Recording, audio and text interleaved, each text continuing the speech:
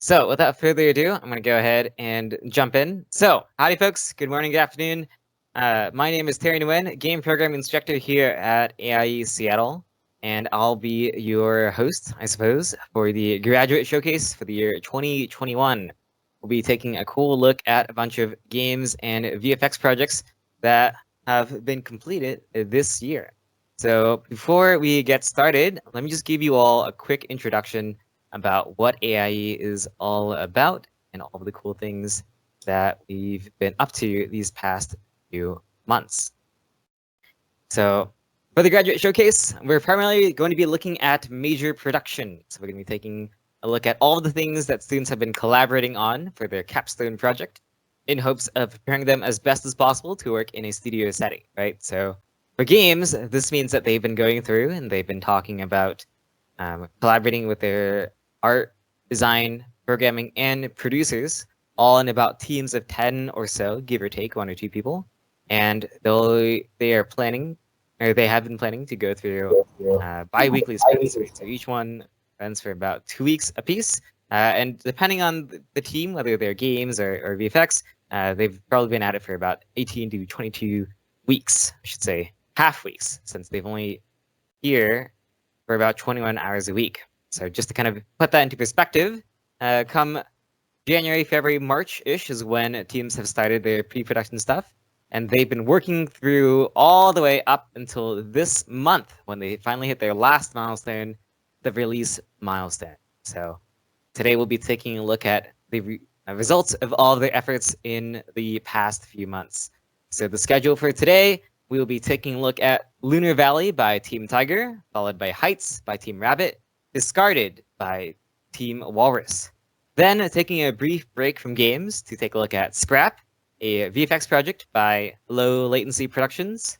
Then jumping back into games with Lost Circus by Team Quail, What Remains by Ancient Yeti, CurseBound by Electric Eel, and then we'll close out the day with some notes and any additional Q&A if there is anything else to note. So for those of you in the audience here, for your reference, each team is going to take about 10 minutes to present their project, and then we'll have about 5 minutes to just roll through and do some quick Q&A. If there's any other cheers or accolades that you'd like to add to the chat while we're going through all of this, happy to have it. If there's any additional things you want to highlight or note during this whole time, feel free to do so in the chat as well. You'll be joined by not only your fellow industry peers, but also all of the students we have here at AIE Seattle for the year 2 side of things. So I suppose I don't want to take up any more time than I have to. So let me go ahead and turn it over to Team Tiger, the creators of Lunar Valley, to take us away. Hello, everybody. It's great to be here, and thank you, Terry, for the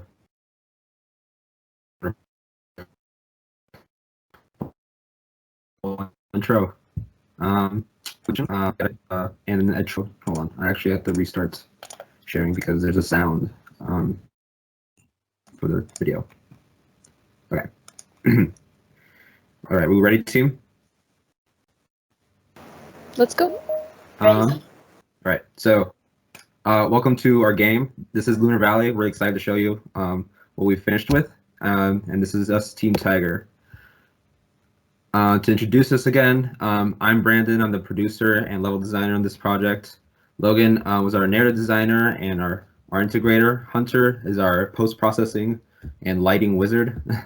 B is our art director, as well as a slew of other titles on there. Sky is our animator and our sound designer. Emily's our lead environment artist and our tech artist in this game. Grace has done some amazing environment, prop, texture art assets. Molly is our character and concept artist, and Sam and Robert are our programmers. Great. So to introduce it again, Lunar Valley is a narrative-driven sandbox puzzle game about escaping the town before the time limit. Explore what the town has to offer and complete quests to uncover the secrets and lore of Lunar Valley. So when we first started concepting something for this game, we wanted to utilize our team's strengths to create a game idea. And something that we hadn't really done before was like tell a story through a game, and we kind of zoned in on this on telling a story. So we first started like concepting stuff for a story, and then like we wanted to add like some horror elements to it, and then eventually we kind of like came up with this cool little game narrative about occults in a remote village. So in this game of ours, you begin in this remote village in the mountains.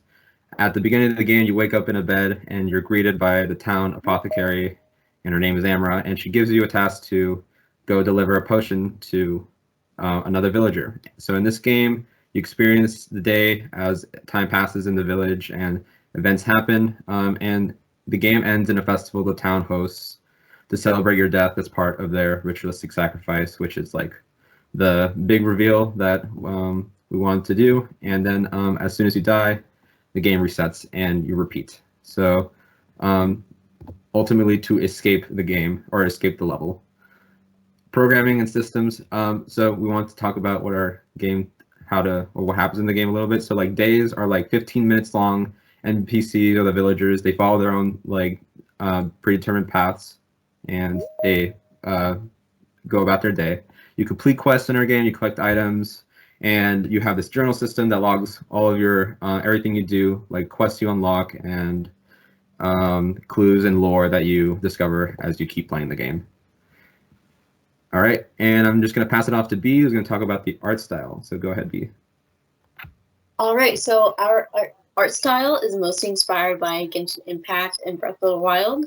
So there's lots of elements of surrealism, so we avoid highly rendered realism, but also avoid cartoony or abstract styles. So it's somewhere in between with a mid-level of detail. And in general, we wanted it to come off as clean, pretty, soft, with saturated and bright colors.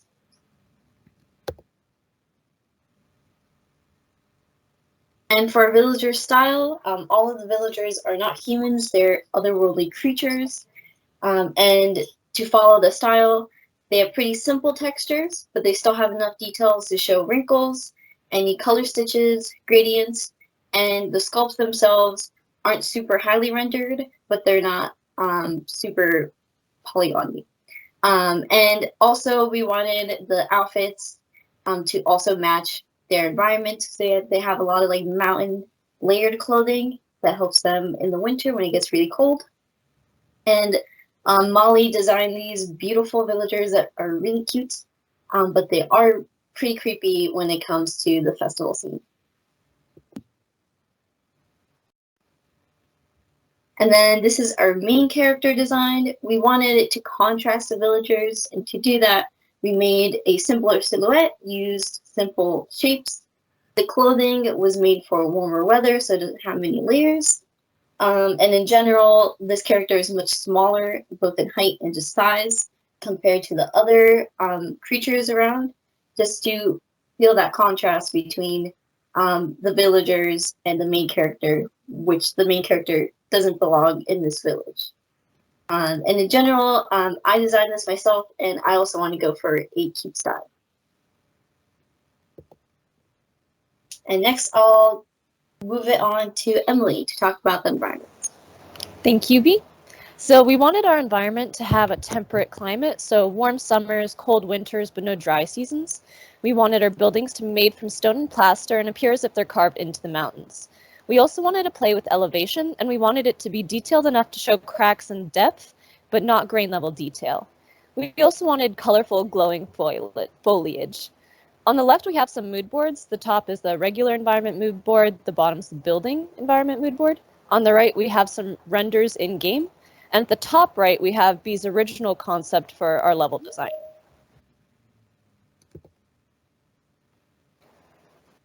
Here's some other environment assets. What we did for some of our environment assets was we had someone else do the concept, and then I would model it based off the concept and adapt it. So the flower concept on the left was Molly's, the key and the gate was B. I chose the shape for the lantern and then gave it to B, and B added unique details that would help it fit the scene better. So it was a very collaborative effort.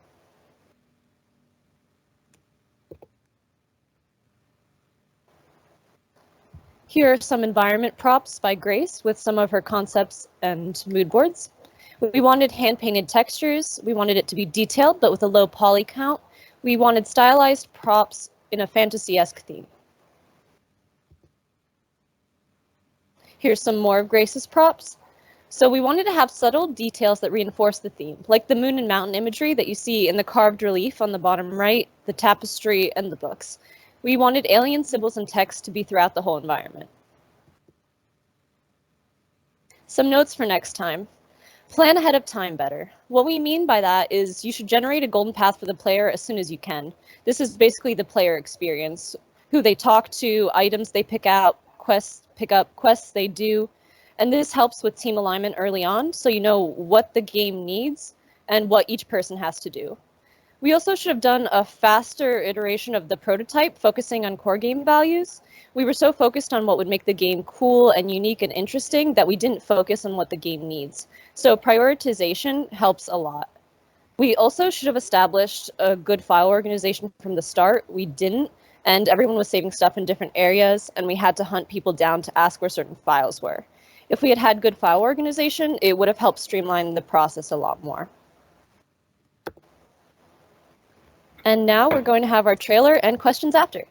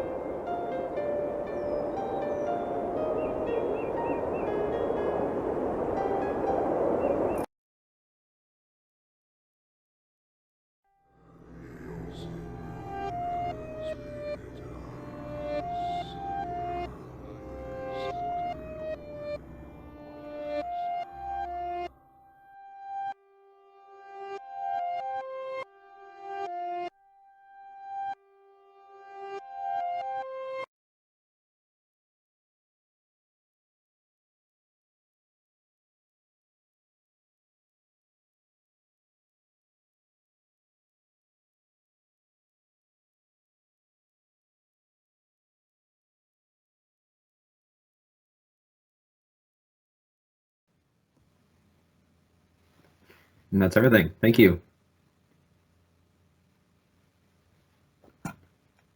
Cool. So it sounds like at this time we've got some time for a few questions.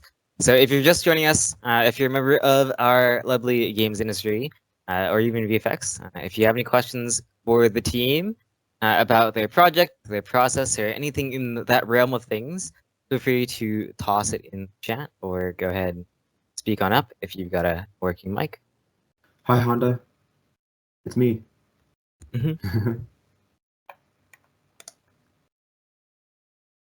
So in the interim, while reading, one question I would have is, y'all were able to pull off a pretty significantly large level, right? I think a lot of teams tend to struggle at that kind of scale. What kinds of challenges did y'all specifically have in creating that entire environment?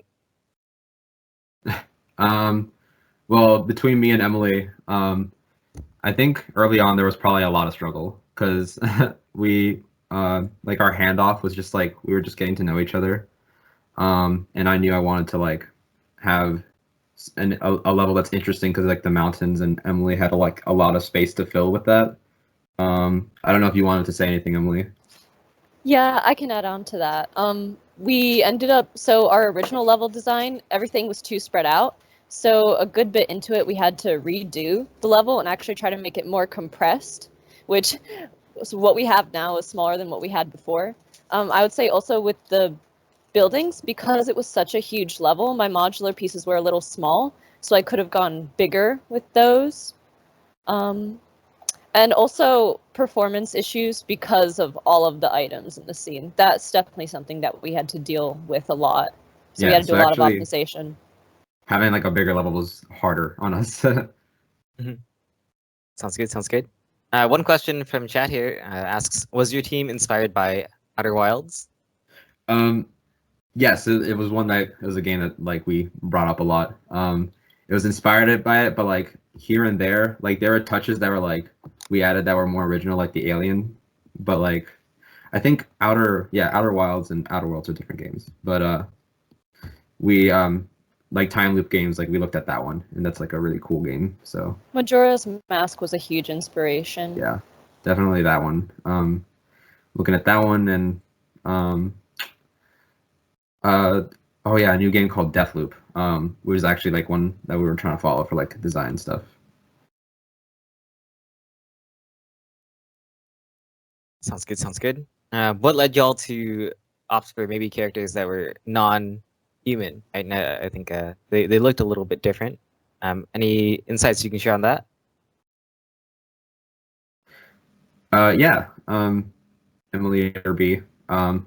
Molly's our concept artist, and she has like a lot. I don't want to like call her out, but like I feel like she can answer this question like.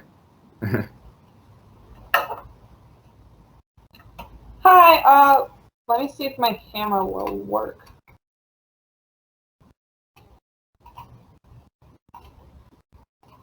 I'm not sure. But basically, the main challenge I had was I was trying to make 4 characters using the same rig.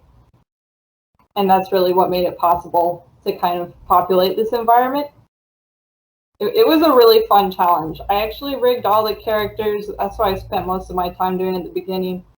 So I learned a lot about that process. Yeah, and for the characters themselves, the why we wanted to choose a more alien type creature rather than just a normal human, was mostly at the beginning to have more artistic liberty, so we can really like create this otherworldly setting, and not only these like alien type plants that aren't found on Earth, but also the characters to really make you feel like you're in this very unique environment. So I think that's like why we went towards that route. I think another reason would be mentioned in the slideshow earlier was the fact that we wanted the villagers and Ito to seem completely different and to make Ito feel almost out of place, to emphasize the fact that he shouldn't be there. Sounds good. Sounds good. Cool. And then one final question on my end here would be that, as I understand it, right, Lunar Valley is not only narrative-driven, but also has a number of puzzles as well that kind of tie together in different ways. Can we perhaps hear some thoughts around some of the difficulties in designing these puzzles? Yeah, a lot of difficulties. We're kind of like going from like the outside in, like at these puzzles, because like we wanted like a lot of side quests, a lot of like things for the player to do. Eventually we settled on 10, but like designing puzzles like within them like that was also like pretty difficult to do. So the amount of puzzles we have is like small, but it still is a puzzle in the puzzle sense. But like that was kind of like the struggles that we had like designing puzzles for this game. Sounds good. Sounds good. Well, it doesn't look like there are any other questions in chat. So thank you, Team Tiger, for presenting Lunar Valley. Thank you. Thanks for watching. Thank you. So while they are signing off, I'm going to go ahead and give us a quick peek again at the graduate website. So you probably made your way onto here. But if you'd like to see that video in better fidelity, you can check out Lunar Valley and not only see the video, but also get a link to the project itself and see the lovely Team Tiger team members listed here on the side. So just wanted to call that out. Next up is going to be Heights by Team Rabbits. If they could come on to the proverbial stage here, that'd be great. And then they are going to be followed by Discarded by Team Walrus.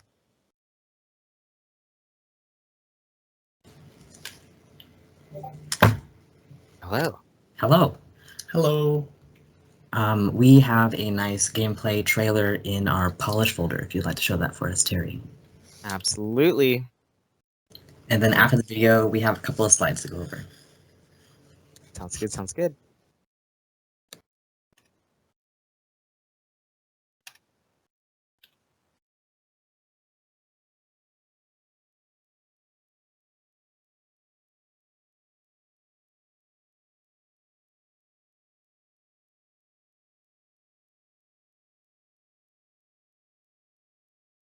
Are you talking about the trailer? Yeah, it's Heights Final MP4 in the Team Rabbit polish folder. Yes. Final 1 or Final 2?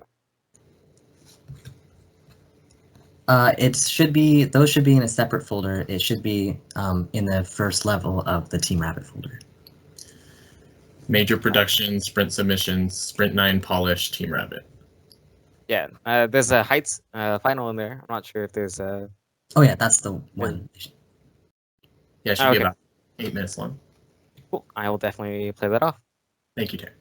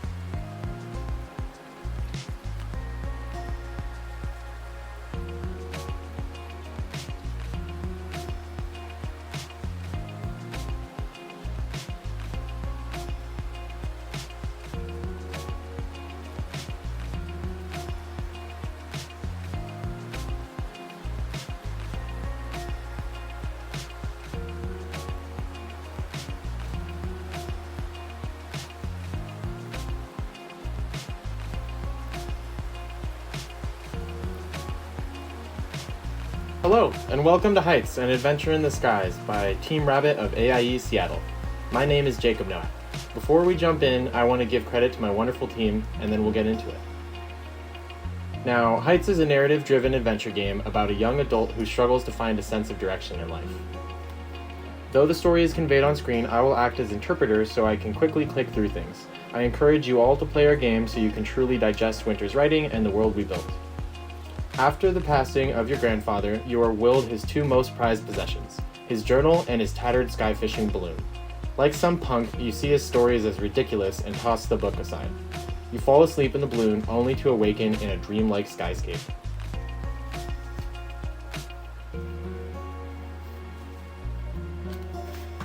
Now you must find the missing pages of Grandpa's book, but more importantly, your way home. From this point, our story is conveyed through our narrator, the player, and Grandpa's old fishing buddy, Tinker the Tinkerer. Although Heights is an adventure game, its progression relies on collecting. There are 3 types of collectibles: fish, pages, and items. Catching fish is done through a struggle. Players will successfully make a catch by either filling the struggle meter by left-clicking or right-clicking when the time is right to immediately reel in the fish. The first time you catch one will open that fish's bio page. Once you have a fish, you can use it to fuel your ship, keeping it afloat or to exchange for upgrades.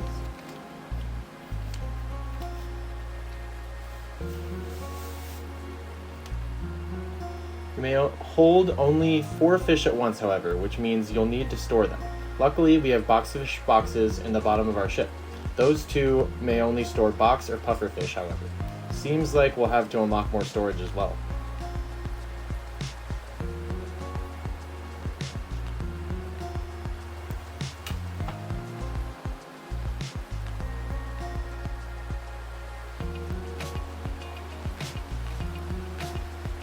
So, taking everything in at once, we can see we perfectly landed on a lush, grassy island with a wooden shack and a 2-story workshop resembling our ship. After taking a look around, we can saunter on over to the Tinkerer and see what he has to say.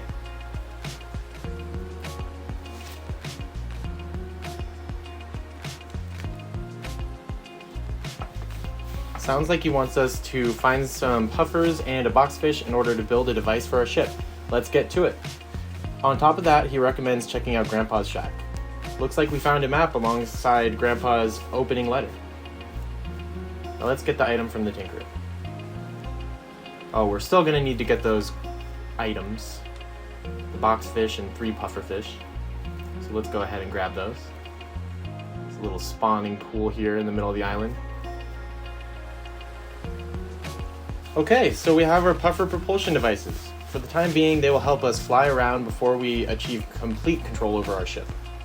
Before we go though, I want to take a look at where we're headed. That set of islands over there, that's the fishing hole. However, we're trying to go to the rift. You can see it's all of these rocks and the massive island over there. Let's get on over there.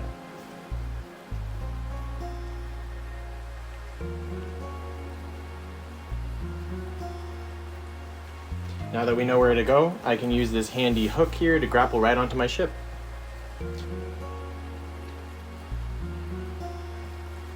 Now I meant to utilize the PPDs in order to get there. These levers will activate the PPD on the corresponding side. Each PPD, or puffer propulsion device, will expel air and push the ship in a single direction. Pulling the lever for an active PPD will deactivate, while pulling a lever for another PPD will deactivate any active ones and activate the new one. PPDs are slow and require some management, but their greatest use is being able to catch fish and progress towards your destination at the same time. Now let's get on over there. Now that I am all lined up, I will propel myself towards the rift. PPDs will naturally stop themselves if you are going to hit an object. We cannot assure your safety, however, so in the event of a crash, you can always reset through the menu. That's a strange place for a hook. Anyways, welcome to the rift. The rift is inspired by deadly rocks with a current in the ocean. Here, sky fishermen are commonly pulled in by the air current and smashed against the floating stones. Each island has collectible pages which will shed some light on the region and Grandpa's background. Make sure to collect them all. Here is the lookout tower, used for other sky fishermen to warn each other, but here we're going to use it to check out an ominous threat in the distance, as well as another one of the islands. This lookout tower had its top torn off by a crashing ship. Let's see what it looks like down below. Now the rift isn't totally uninhabitable. You can see both sailfish and some stonefish swimming about. Nonetheless, we've got an engine to get.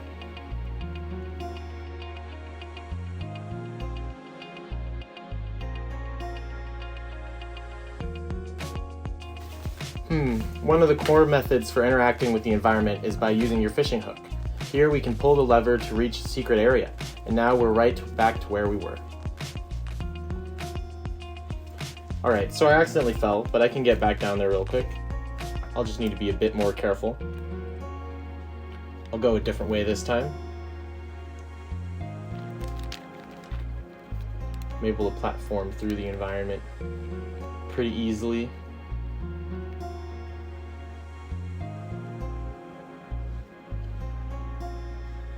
Just to be sure, I want to get everything out of my way.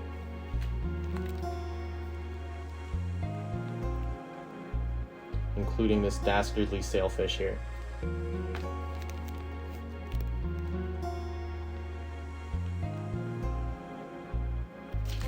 From here, I can go back up to the lookout island or platform across these rocks.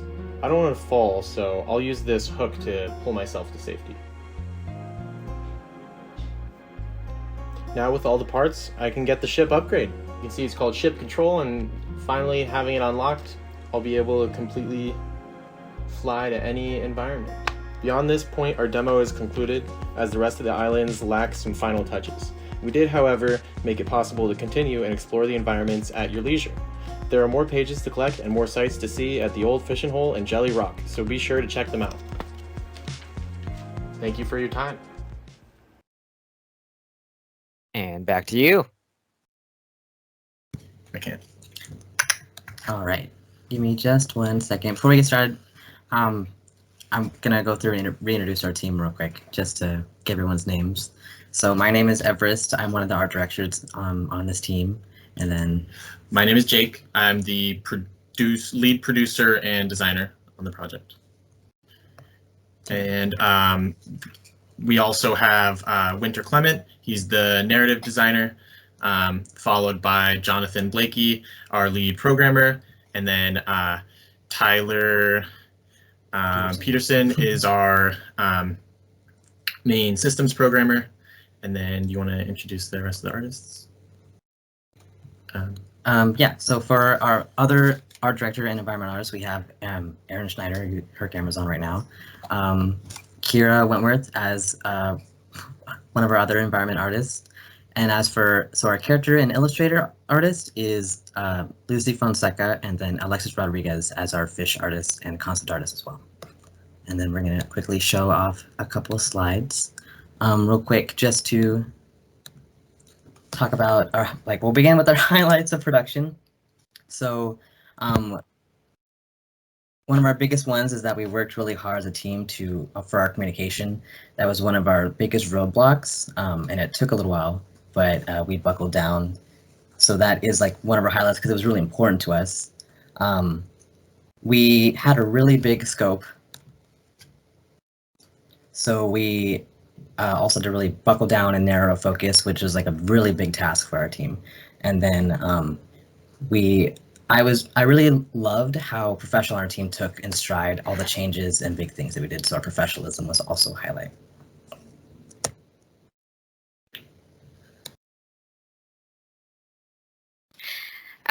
For the challenges that we faced during production, our art integration artists, as a whole, we did not get into integrating assets into the main scene until around beta, which is a little late. So we did not we didn't implement art as much as we could have. And then communication, there was always some kind of lack of communication, or someone was out of the loop or not in quite understanding what was going on. So challenges, especially being remote, was not communicating as much as we thought we were, advocating for our own ideas and contributing, because everyone's ideas really mattered. And I think the collaboration of all the ideas really made the game what it is now. Organization, always pre-production, maintaining organized standards. File organization, we lost a couple files here and there, and then we had to hunt them down and find them. And budgeting our time, knowing how much time we have and how much we could afford to cut. If we had some more conversations about individual functions or individual features that could have maybe been pushed back or been cut altogether, that would probably saved us a lot of time. But all in all, I think the team really took everything in stride, and we made everything work to the best of our abilities, and we have a product in the end that was, at least that I'm very proud of.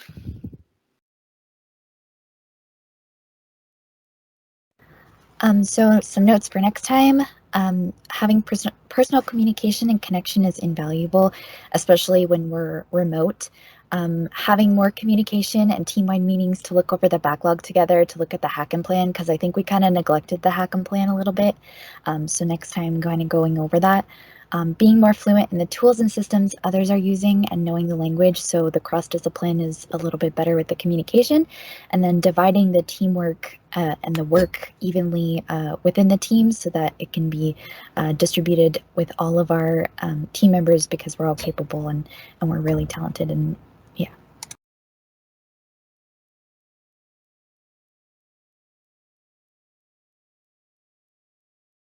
Cool. And now we are all ready for any questions. Thank you, guys. Cool. And if you're just joining us, just remember that we're asking you all to toss any questions or thoughts or feelings into the chat.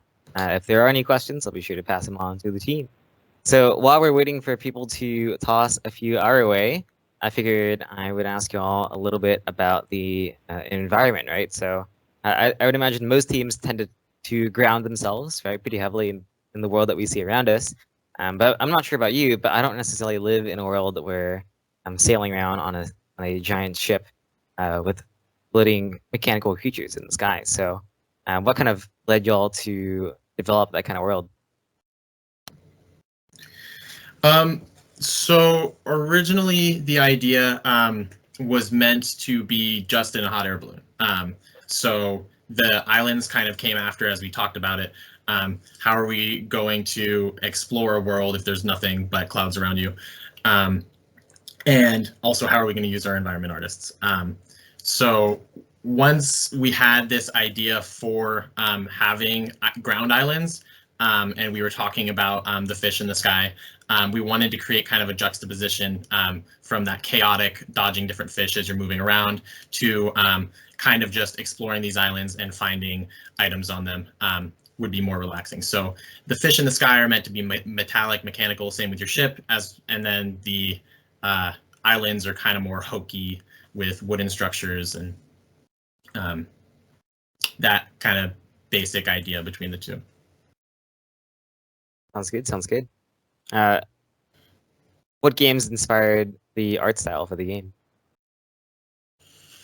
The two biggest inspirations for the kind of game was Subnautica and Raft, but my personal really big inspiration was Castle in the Sky, actually, because of all the clouds and the very beautiful, relaxing islands, very overgrown. There's a lot more movies with similar concepts than games, unfortunately. Yeah, well, it sounds like you always have to be a trendsetter, right? Yeah. How about on the design side? So what design or perhaps even programming did the artists learn? Were there any sort of technical crossover opportunities there? And did it help while making the assets?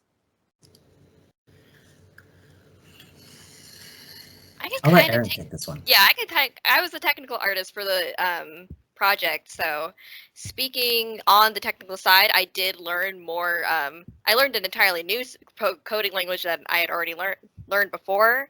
So this was an entire process of learning C#, which was an interesting experience for me.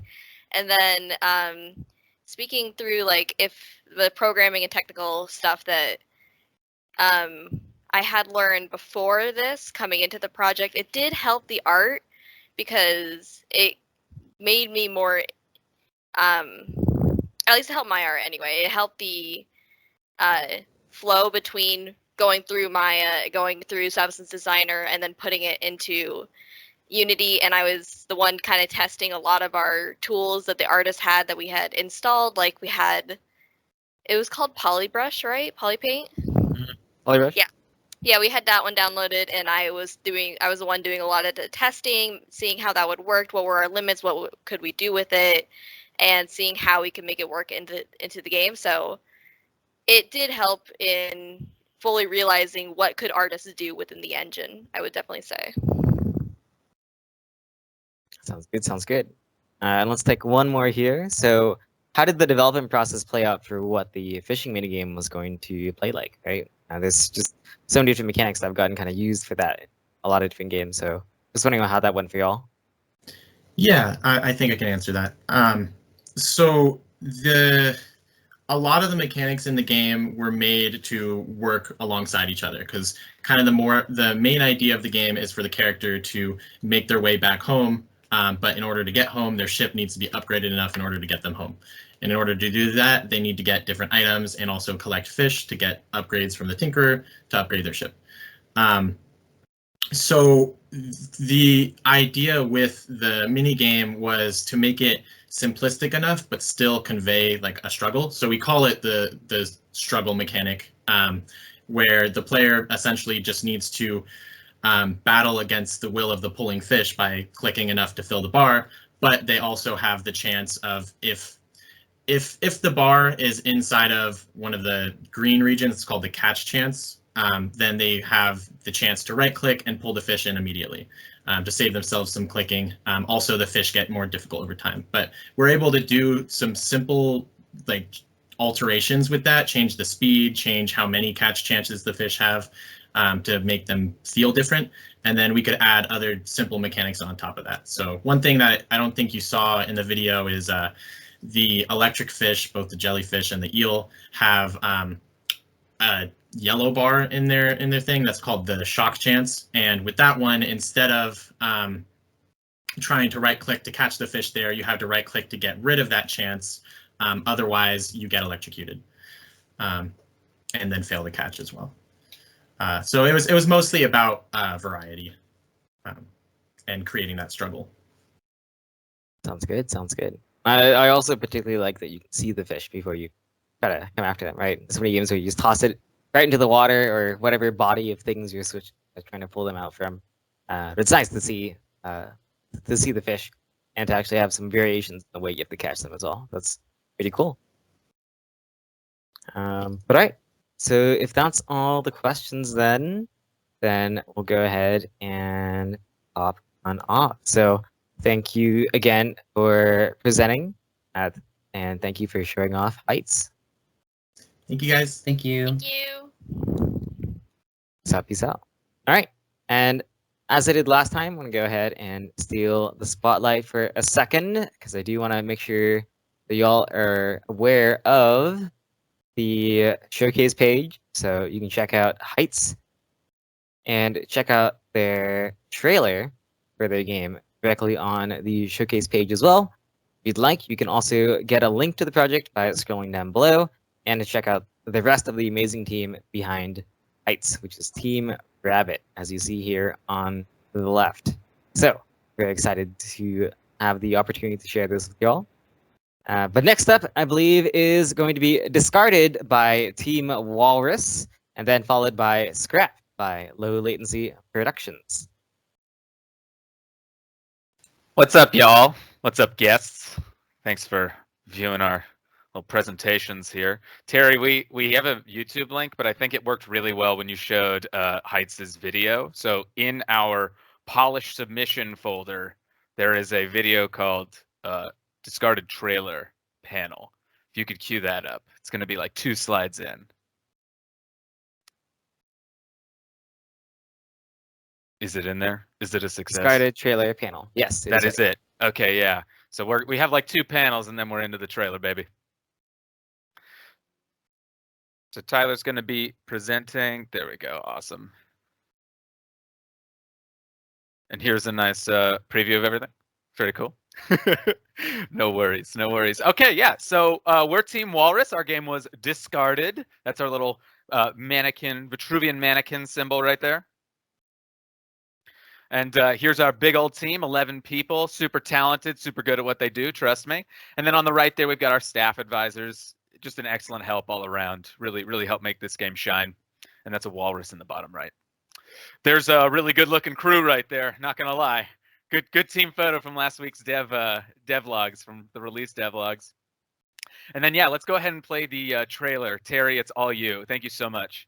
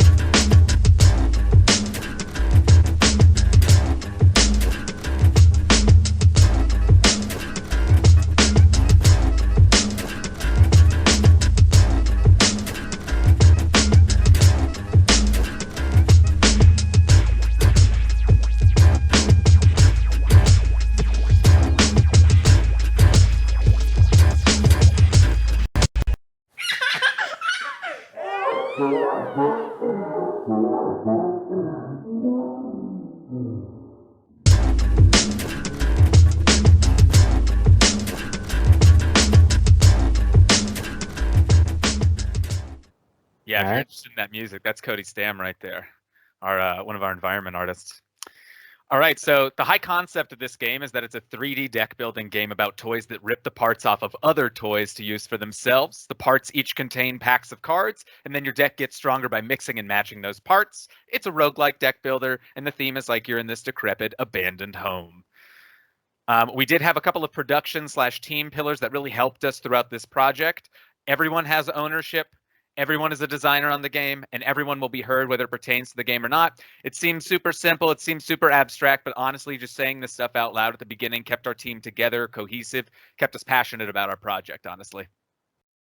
Speaking of the project, here's the development timeline with some stuff that happened along the way. So for the concepting phase, we used a communal ideation and pitch process to make the game we all wanted to make.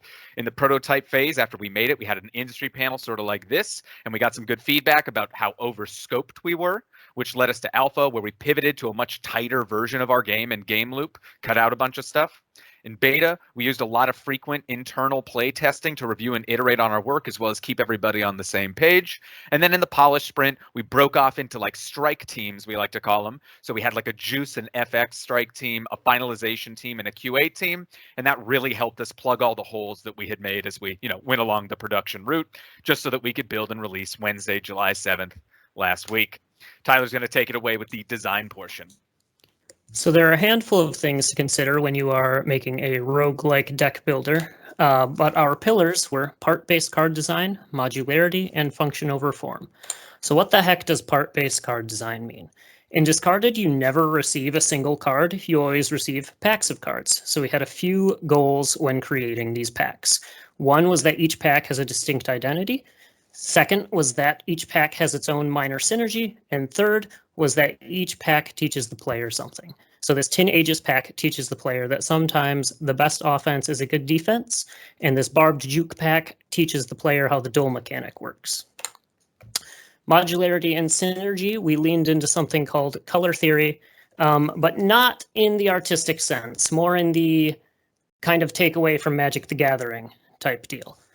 Each toy is a color, and each color lacks one very important thing that it can only obtain from mixing and matching with other colors. So if we look at this bottom example here, Deep Dive is a fish card that lets you draw 3 cards. That is very powerful when you pair it with these teddy bear cards that cost 0, or these voodoo cards that cost 0, because you can flood your hand with all these 0-cost cards, play a whole bunch of crap on your turn. And then enemies and builds are built to show off the strengths and weaknesses of certain player builds. So if you are building, say, a Cyclone / deck where you do multiple small attacks, that's going to be much better against the kinds of enemies who are fragile. But it's going to be much worse against enemies who inflict you with Dull, which will lower the damage of each of these strikes. Moving on to Melanie with art.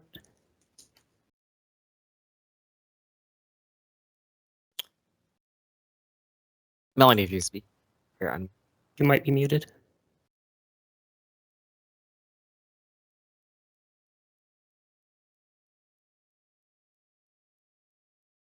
Okay, we will move ahead to programming. Perfect. Jay, take it away. All right, so real quickly, we're just going to go through 3 major parts of the game and how they work. So the first thing is card creation. We have over 75 cards in our game, and how we were able to achieve such a feat is by using scriptable objects. So each scriptable object holds every single variable that a card will need to display and play properly. Because they're set up like this, designers can quickly create them and iterate through them for testing purposes. And we have a script that can interpret these scriptable objects, display them on the screen, and it automatically generates a description for them based off of all the effects. Now, enemies can play the same cards that we can, and as was discussed earlier in design, we wanted precise control over the enemy behaviors because they are built around the builds of the player. So our solution for that was doing a predetermined set of cards per turn. Devin made us this wonderful little reorderable list here. We can drop the cards in, and they can be moved around to help with tuning difficulty per turn.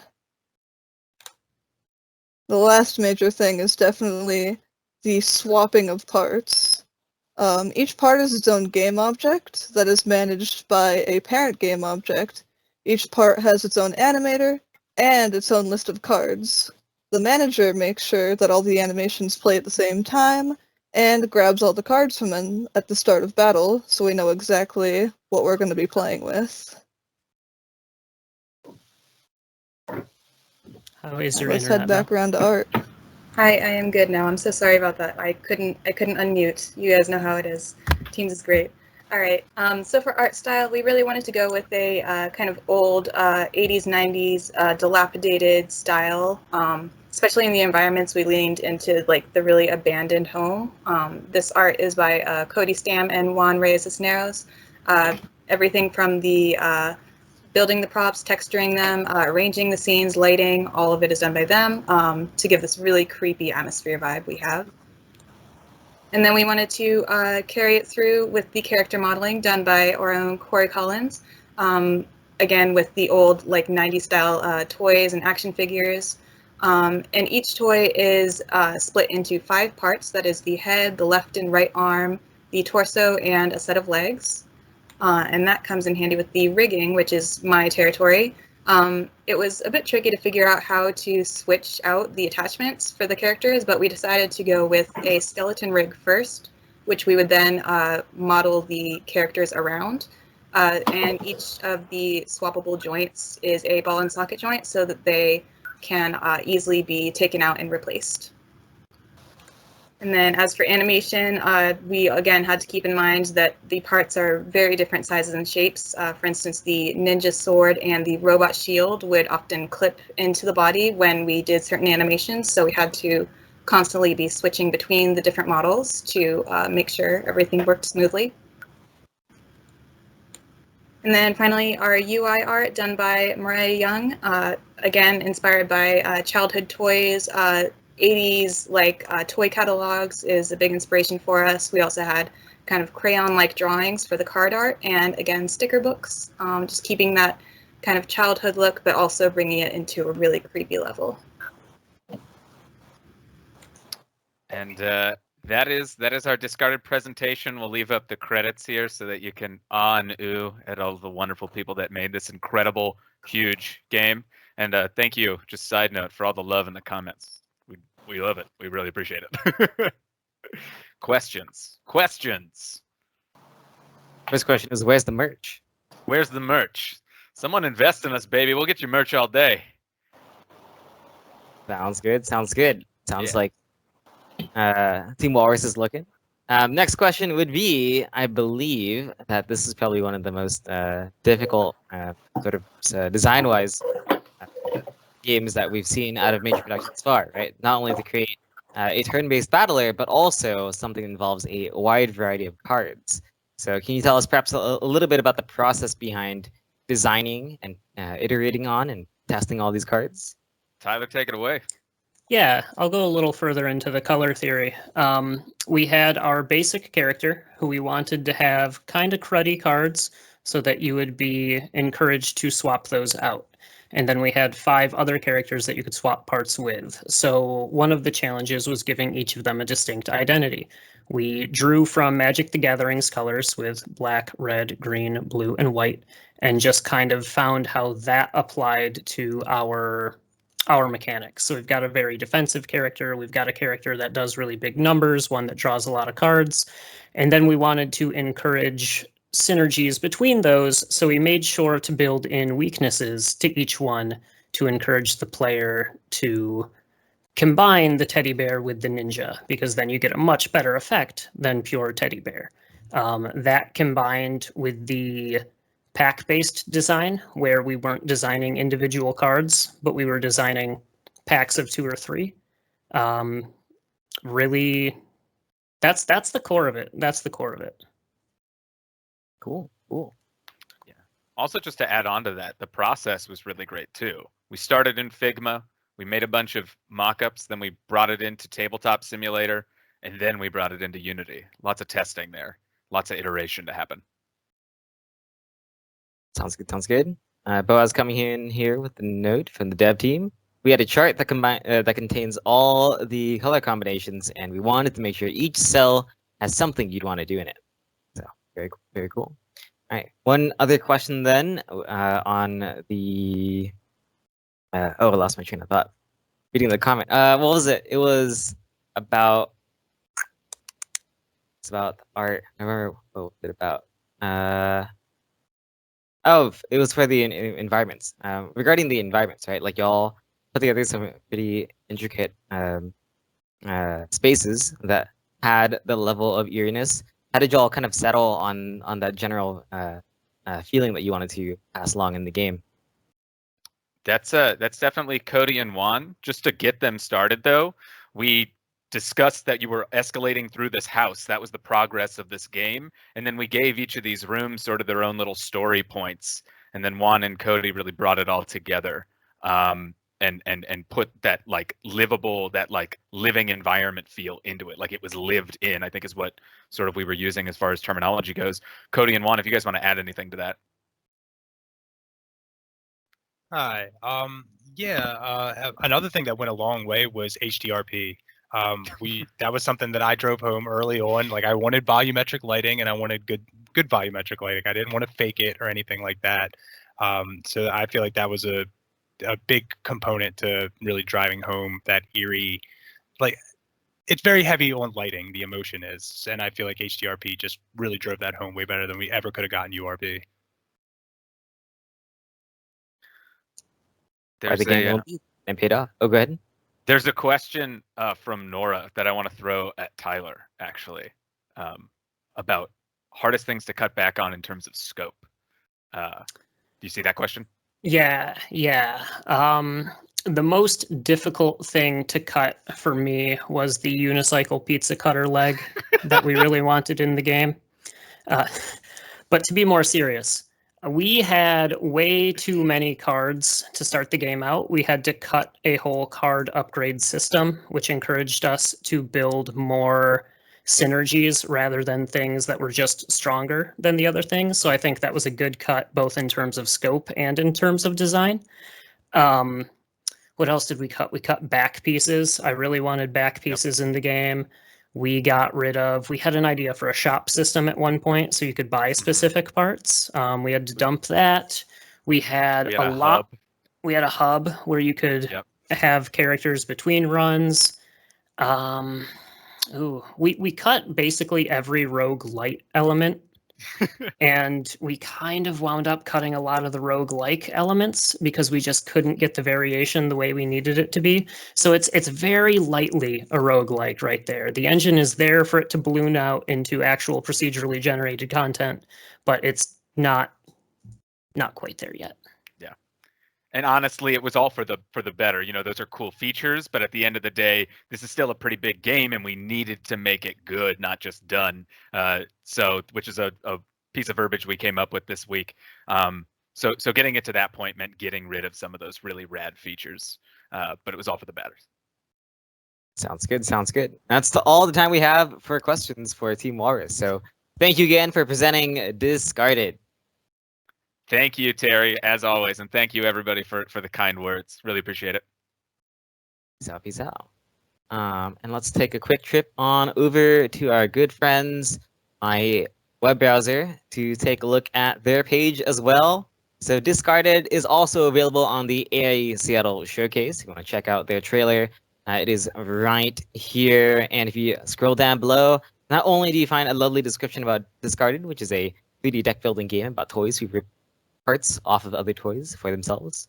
Just really wanted to say that. It's really cool. But you can also find the link to their project, as well as, again, the lovely team members that make up Team Walrus right here on the left-hand side of the page. Next up, though, we have Scrap by Low Latency Productions. That's going to be our VFX team, followed by Lost Circus by Team Quail. So let's see if we can get them on the line here to talk about their project.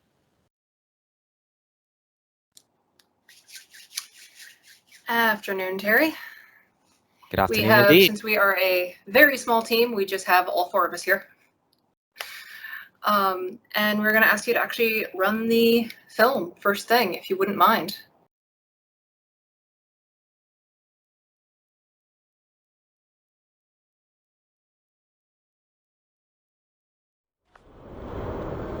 And it is a 6A model. Orange details, basic finish, right? Great, thank you. Sounds like it's the one. Let's go find him.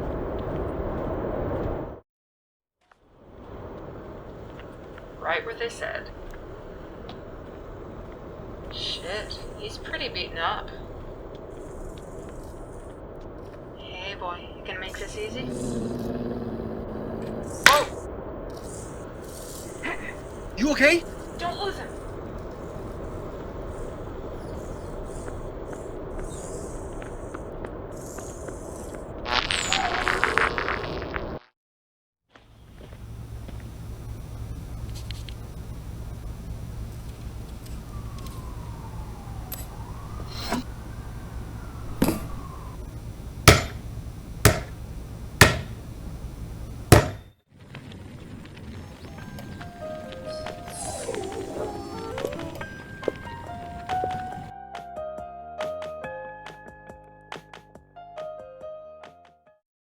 And back to y'all. There we go. And we were going to have each one of our team members go through a little bit of some of the process that we went through for this, starting with Danny, if you would go ahead. Yeah. Let me get And this up. for clarity, he was our central environment artist, as well as doing some prop modeling, basically most of the things. Yeah. So just I made a few screenshots of a few assets that I did. Starting with this one, our Zeppelin model, which you could see in scene 1.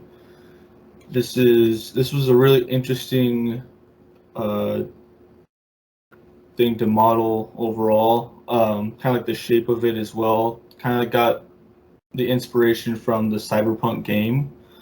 And from then on, as you can see from the image right here, kind of like keep that kind of like that boxy shape to it, but also with this nice rounded whale-looking front of the Zeppelin itself. And yeah, it's a really cool thing to work on, like actually modeling it, because like again, it was such a really interesting shape, like all these parts coming together. Got the giant boosters on each side of them, with the, again, we got the windows along here, which I'll get into later, and we got these antennas on the top and front and the bottom, which then, and this all got text, like this was all a distant, this is a distant asset, so kind of the detail was like the major detail in this model wasn't really like the big thing, if that makes sense. Like there wasn't supposed to be that much detail in this since it was a distant item or model, and the detail kind of came from the textures themselves.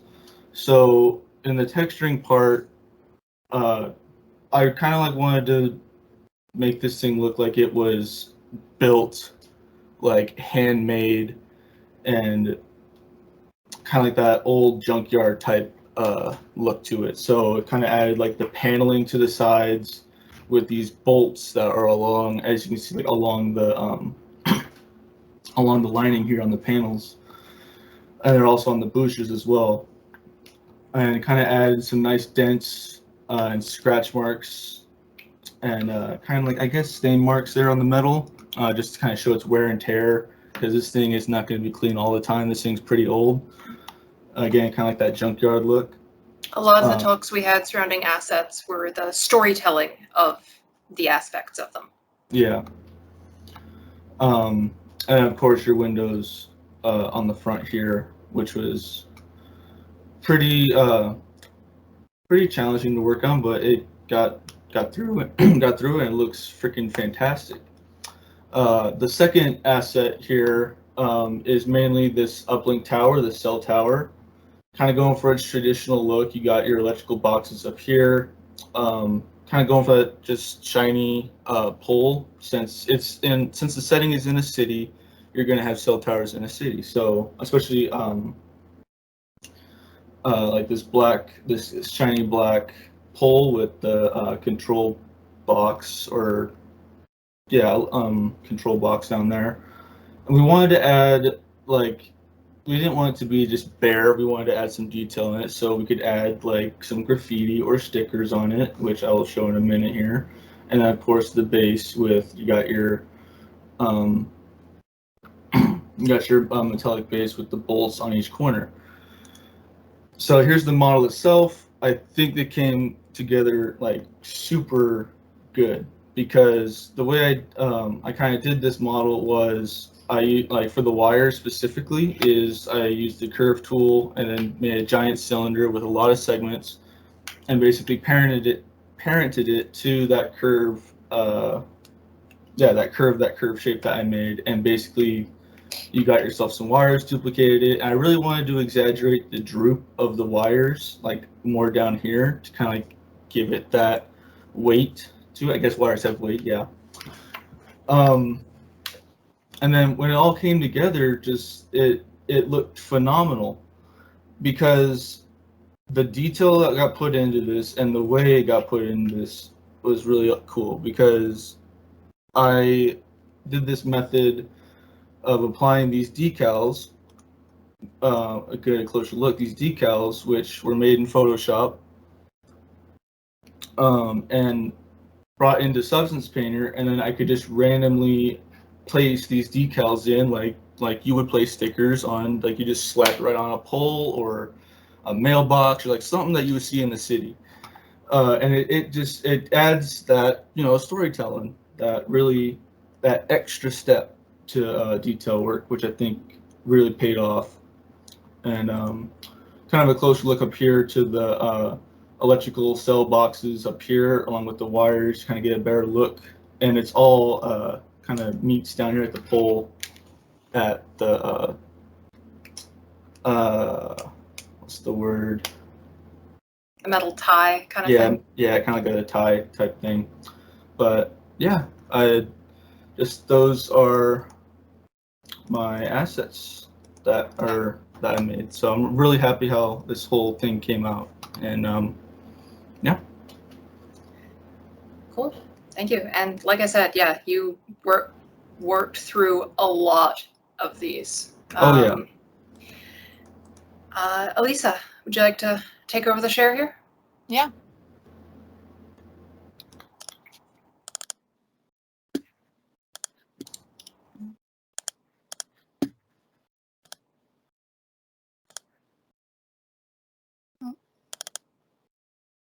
All right, so I wore a handful of different hats during the production, but my main job was to create the Hero 3D asset, which was the Cyberdog.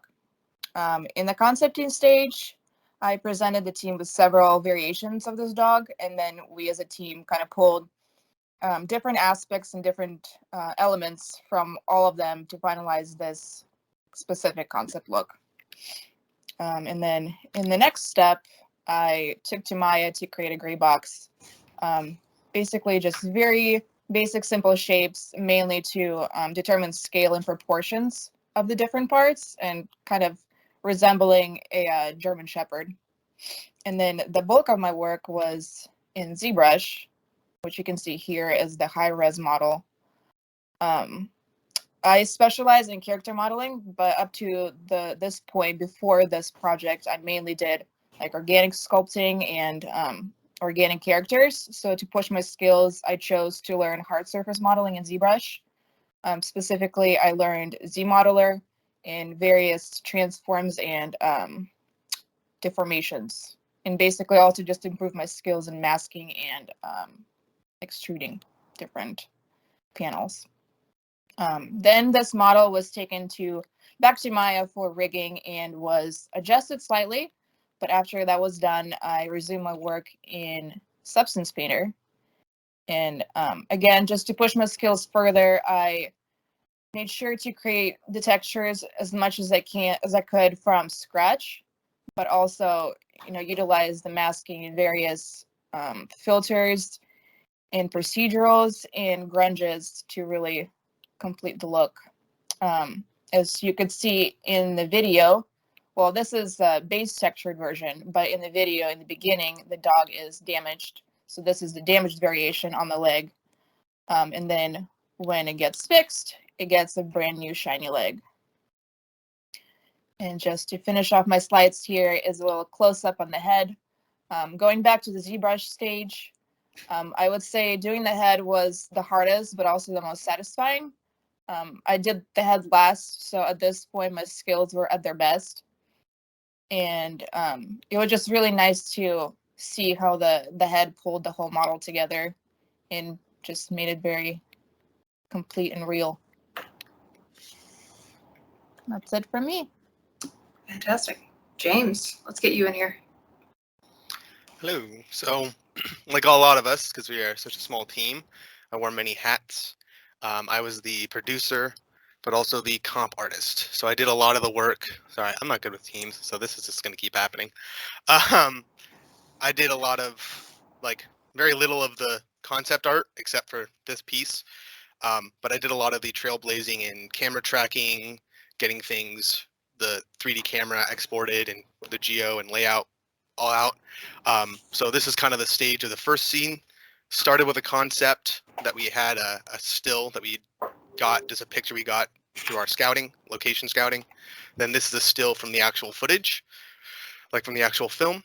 And then these, we used UE4 to do all of our renders. So we used the movie render queue pipeline. And this is what we got out of UE Engine 4, Unreal Engine 4. And then this is where the fun, complicated stuff comes. I brought this in the Nuke, a program that a lot of game people won't be familiar with, but I use Cryptomat. And what that is really taking the alphas of all these geo and are able to layer it, like pick out which ones we want and then layer that the way that we want to. So as you can see, all the yellow is the holograms. So I had one hologram, like one set of nodes for the holograms, then I layered in the background geometry, then I layered in down the chain, the foreground, little hologram plants. And that's kind of a way we can control it and make it like a Photoshop layers in a way. Then you bring it into the live action footage and it looks kind of out of place because it's just floating. But then I had Danny and Elisa both work on a method called rotoscoping, and that's to kind of mask out the 3D assets and bring in the background again, bring that forward. Yeah, so and Lisa did scene 1. Yeah, and just to bear in mind for those not familiar with it, this is not like managing to select buildings. They're going to be drawing a shape every frame of our bouncing footage and moving it to where the edge of the building is to cut things properly. Yeah, it is not an easy process. It is especially with our handheld footage, we found that to be pretty challenging to keep it clean. But going back and forth, you have to really go in there and kind of like all animation, layer in those rotoscopes and make them look pretty. And then the very final stage that I did a pretty hefty amount of work on is matching it to the plate. So you grade it to make it the saturation, the shadows, the highlights and everything to really blend in, and that really makes it sink in. You can tell that the rotoscoping makes it sit in and makes it look real and like it's supposed to be there, but it's still sticking out like a sore thumb. Then you go in and you can really grade it to sit in and match that plate. As well as mess with the transparency of those holograms to really match what it would be like. And that's what I was in charge of. All right, and I'm gonna be the last quick share here. I was artistic director as well as basically the technical artist and rigger on this. So this all was a process, and what should be playing right now is there's no sound on this. This was just our first like storyboard animatic. We filmed all of this ourselves due to the pandemic. It was just us students. We didn't even have the teachers there, so we did some fascinating jankiness in filming, and none of us had more than like touched Unreal Engine before this. So this entire process was us basically, it's out there, virtual production, The Mandalorian is out there, but like none of this is in a form you could Google yet, not really. So we were all of us at one time or another figuring out solutions a foot ahead of where we were working to our deadlines. Figuring out how to integrate things, how to do the textures, how to set up, learning, Elisa learning Niagara to set up the VFX in like a couple of days.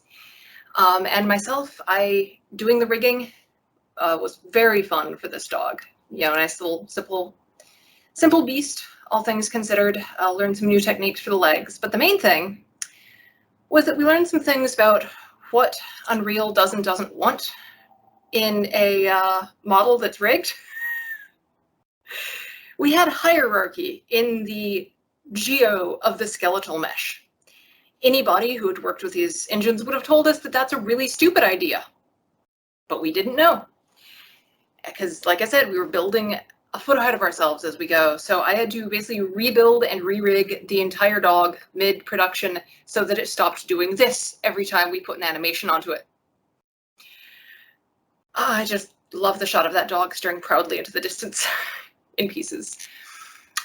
And the whole thing was, the process of getting everything, I learned shaders, learned, Unreal lighting, learning how to set up every aspect of it, what worked, what didn't. And how we were translating between concepts and our execution, getting the lighting, getting the emotionality,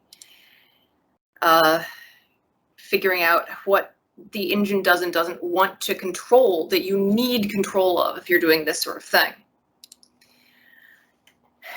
And I am incredibly proud of all of us that we got here despite not even knowing what we'd gotten ourselves in for.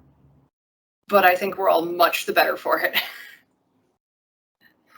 And because there was only 4 of us. Yeah. Just to add on to your control, the rendering out of UE4, I was trying a different method before, and I did everything correct, and the very few resources I found that reassured that I did it correct, it just kind of was, we had no control of the fact that it just wasn't working. Like I did everything right and it just wasn't working. So that's some of the stuff we just ran into. It's like, there's nothing else I can do. I just have to move on from this. Yeah, essentially we had some not mismatches, but some interesting process discoveries over our camera versus the camera track versus the virtual cameras in 3 different programs. Yeah. Yeah, like I said, building the railroads a yard ahead of ourselves. All right, I guess if there's any questions. I think we might have burned through all 15 minutes, but y'all also answered the big question I was going to ask was, how was your experience with working with Unreal Engine 4? So glad to know, it had some benefits of being real time and maybe some challenges, especially with it being such a new process, right? Not quite as Sorry for running over a little bit there. Yes, nice. Let's just take this one here though. Was there any color grading done on the original video? Nope. Just matching. Oh, very fancy. Well, all right. Thank you then, Low Latency Productions, for presenting Scrap to all of us. And I will see y'all back on the showcase page. Peace out, peace out. All right. So, as promised, I'm going to flip us back on over here. So if we take a nice trip into the showcase page, you can see that we have Scrap on here as one of the items on the showcase. If you'd like to check out Low Latency Productions team, you've met all of them, but you can see them all in a list down below. And if you want to watch the video in full quality, or at least as full as an online stream will give you, then you can check it out right on the showcase page as well. Definitely recommend it to get the full experience. But yes, with that all being said, we can start to move our way along to the final 3 projects for the afternoon. So first up is going to be Lost Circus by Team Quail, which is then going to be followed by What Remains by Ancient Yeti.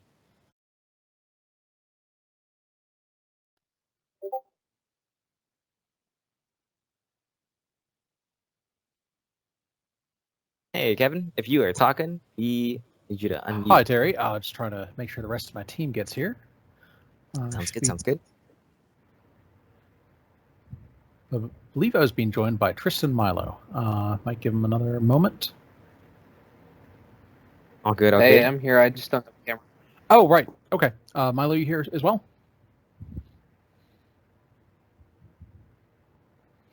All right. Well, we can get started, and depending on how things go, we might go back to Milo when he gets here.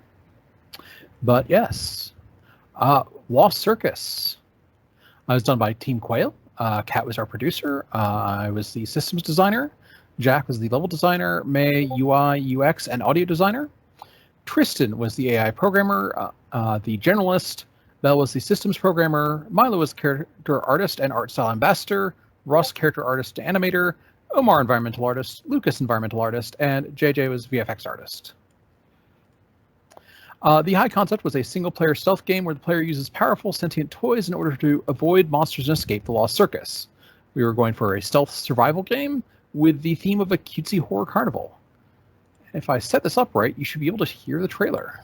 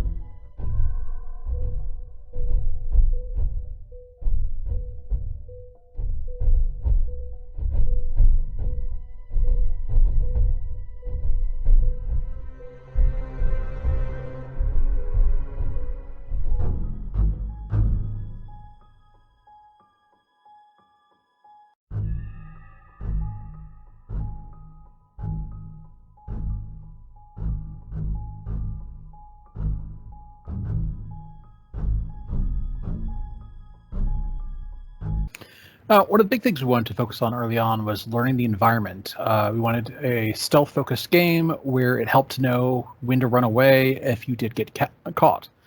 So we had rooms be hidden until they're explored. However, once you did explore a room, the information in that room would be hidden if it was a changing information. Like you wouldn't see the monster set paths unless you were in the room to actually have your player get line of sight on the monsters.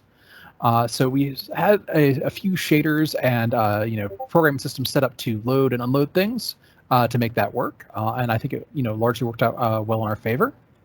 We were trying for stealth versus mayhem as one of our main pillars. Monsters track by sound and sight. Monsters only truly chase you if they see you. Oh, that was a mistake. I hit spacebar. But they are attracted towards sound and will investigate wherever they hear sound, whether that's the player or an activated toy. Making less noise tends to prevent monsters from investigating. However, they still might stumble on you randomly in their patrol paths. And so that's why it's important to see which way the monsters are going. We had a series of toys that we made. They all had their different uses. We had one to pick locks. We had one that would sort of make a noise and lure monsters away. We had one that would show you the path and one that you could set as an ambush. But one of the things we added to it as a functionality was that all toys could be abandoned. However, that might have been too powerful. To some extent, abandoning could feel better than trapping or luring, which made some of the toys less useful. So that might be something we'd revise if we had more time. One of the things that we were really trying for was accessibility in the game. Horror often uses sound as a clue, but hearing is hard, especially like trying to figure out which room did that sound come from? Where are the footsteps? Is really hard in even like a stereo-based game or a VR game. And then a lot of players can't actually hear. So we decided to use VFX to reinforce SFX cues. So right here, you can sort of see the footsteps of a monster moving in the next room. And so by listening and watching the footsteps, you can sort of get their path ahead of time before you have full sight of the room. For art, we're going to go over to Milo. Sweet. So early on in the concept phase, we decided that we were going to recycle character models for toys and enemies just to save on time and let us have a larger range of characters and toys to use. And that way we wouldn't overload our art team. We also plan to go with a modular environment pieces to build a larger environment with different textures and props to help flesh it out and differentiate rooms. And we went with a simple, cute sort of toon style to make texturing a lighter workload. And the same sort of style was applied to special effects, so they would fit in their style and also be easy to work with. Our characters, so our player and toys use a lot of pastel colors to indicate that they're more friendly and sort of cute and bright. The toys are also animated in a very like kind of happy and joyous sort of way to help drive their personality of being helpful and friendly forward more. And we also went with like a circus sort of theme for like the toys themselves. So a lot of animals you see typically in circus and carnivals were used, like a donkey, a tiger, seal, and a bear. The enemies themselves were colored a bit more harshly and saturated to sort of signal danger more, and a clown motif was given to like their face and general texture design to kind of drive the creepy feel a bit farther. And they were also animated to sort of stalk and creep around and come off as kind of spooky. For the environment, as mentioned before, we went with modular pieces for like the walls and floors and corner pieces and stuff. There was a lot of different textures for the walls and floors to help break up the rooms a bit and keep it a bit more interesting to go through. A lot of the textures are muted darker colors, and then objects the player can interact with, such as the toy box and ticket gate, are brighter colors to help indicate that. There's also some sentient sort of obstacles, such as the monopede, and which is like a roller coaster obstacle, and the bumper cars you can see here that are also more saturated because the players can interact with them in game to solve puzzles or move forward. There's also just a myriad of props kind of laying around the levels to help flesh them out and sort of tell a story through the environment that it's creepy and abandoned. We decided to have a cinematic cutscene to also help illustrate the exposition and motivation for the player character. As a team, we sort of discussed a base idea for it, and then Russ, our animator, made a storyboard to lay out the pieces for the animation and then move forward, animating it in Maya and rendering it in Blender, and taking a lot of care and time to sort of replicate the style of the game as it appears in Unity. He also worked on a bunch of different facial textures to really animate the characters and give them life too. For programming, we'll switch over to Tristan. Hey, that's me. So probably one of the most complex system in our game is our AI, and it being a stealth game, we needed our AI to both be able to hear the player and see the player. For our vision system, got pretty complex because we wanted it to be very dynamic around obstacles. So basically how it works, as you can see on screen here, there's all these millions of lines in this mesh. Each of those lines is one raycast that shoots forward, and it either hits an object or reaches the end of its length. Wherever it lands, that becomes a vertex for a mesh, and that mesh gets generated, and that's what's used to detect collision. Just kind of like what you'd be making in Maya or other tools, but it is done automatically in Unity. Next. Then for controlling the AI, I had also made a custom behavior tree system in Unity and an editor for it that the designers could work on. So on the right, you see what the Unity inspector looks like for one of our AIs, and on the left, you see what's happening in game. So the red text at the top says that the AI checked site for a toy. It's kind of hard to read, but that's what it says. It tried to find a toy, didn't see one, but it does see the player. That's the green one, the check site. So because of that, it's now chasing the player. The yellow would be the current action that it's doing. So this is built out in a bunch of scriptable objects that can be moved around and changed and modified for lots of iteration. One interesting problem we had ran into is when you move the AI into a prefab form, the entire tree gets deleted. And it turns out that prefabs don't support storing scriptable objects, whereas scenes and unities do. One of the weird differences we found between scenes versus a prefab.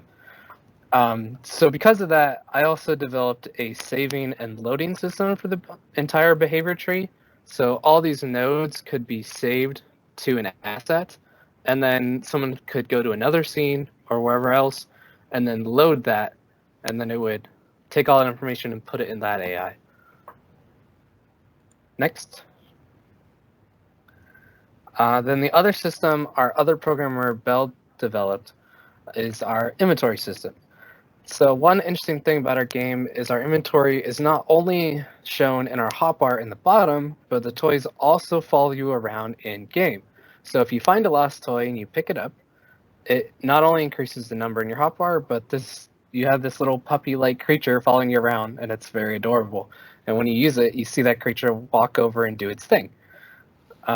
So this was very cool, but also created some interesting problems that had to do with controlling the inventory versus the real world equivalent to the inventory data.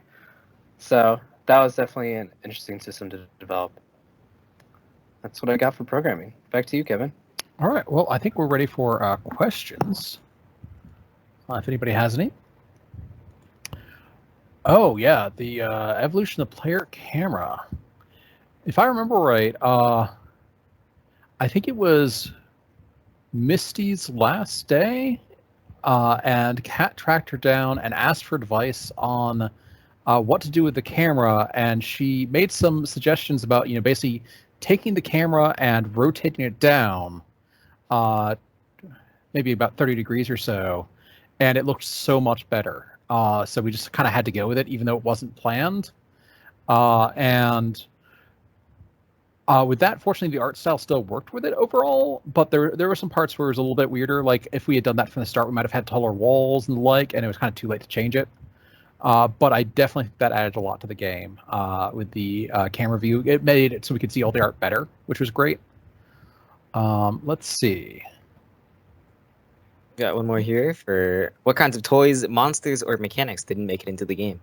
I think the main mechanic I remember is we're planning a sort of battery toy, and we'd have different machines throughout the level that would change the way the level was arranged, whether or not they were powered or not.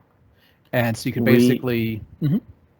I was going to say, no, actually finish what you're saying, and I'll add on to it afterwards. Sure. And so that was one of the probably first toys that got cut. It was one of the ones we would have liked to get in, but we kind of would have to get it in early to make it work with the level design, and we just couldn't get it in time. Yeah, I think we also discussed a toy that would kind of silence the player, so the player didn't create noise. But we couldn't really come up with like a way to portray that visually very well. Right. Just in terms of like how the toy itself would act or function with the player. Because we had like an idea for the counterpart. The enemy was like a cymbal monkey, I think. It created a lot of noise and attracted enemies towards you. But we couldn't think of like a really good toy version. And at that point, we also had like, I think, a good range of toys to work with. So we kind of decided to just work with what we had.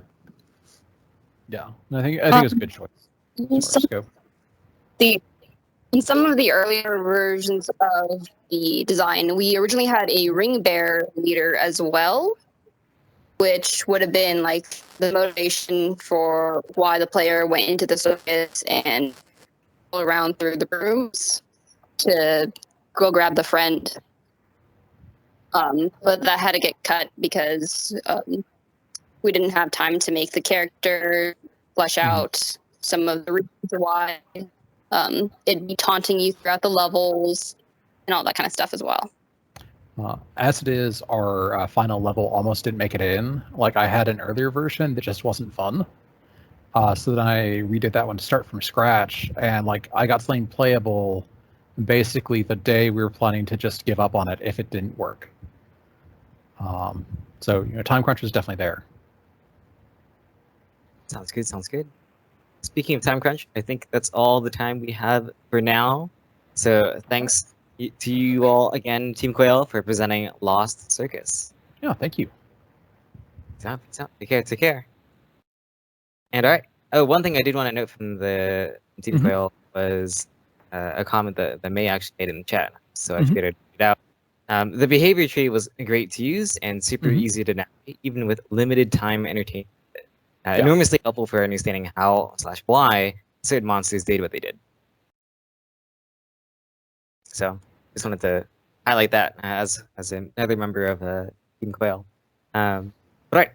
So let's turn our attention back on over towards our good friends over on Showcase.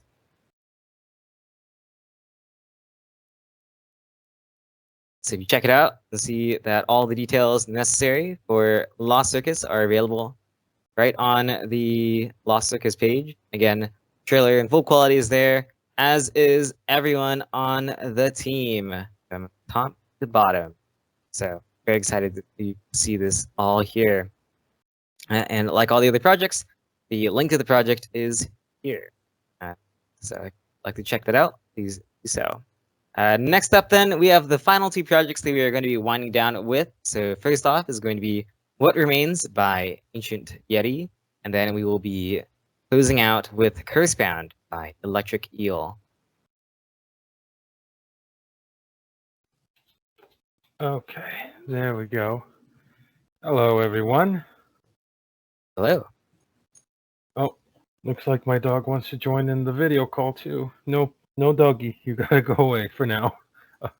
Sorry. All right. All good. Let me just get the open tray. Screen share. Okay, so hello everyone, we are Team Yeti. My name is Jose, and once I figure out how to play this, I will start. Right next to the share button. Next to Top the right. Top right. Oh, next to your name icon, next to share. Oh wait, yeah, there we go. Sorry. All right, so we are Team Yeti, and our game is What Remains. I would like to introduce our dev team. First off is Ariel, our art director. Been a super big help throughout this entire process. Also the technical artist and UI design of the entire game. Alex Bones, who's been leading in the gameplay department for the programming. Bruce Hayner, who's the producer and audio designer of our game. Me, of course, I've done character modeling, animation, and rigging. Kedrin, who also did character work and concept art, as well as animation. Rachel, who did all the level design. Rebecca, who did the environmental art. Ryan, who did the UI programming, and Seth, who did general art. So, our high concept for the game was essentially a side-scroller action-adventure platform where you explore the ruins of an ancient civilization, long destroyed by war. These ancient civilizations have all but disappeared. The only thing that remains is their cities and the war machines that were left behind. In these cities is vast amounts of treasures that you can bring back a utopian-like society or annihilate the entire world. Should you choose to venture into these temples, loads of dangers await for you. So only time will tell if you will succeed in your adventures. So, originally, when we were coming up with the game, our inspirations were along the lines of Will of the Wisp and Hollow Knight, side-scrolling adventure games that have been popular for the longest time. Unfortunately, we did not have the 2D art type of background we wanted for the game, so when we designed the game, we decided to go for 3D, but try to make it as 2D as possible.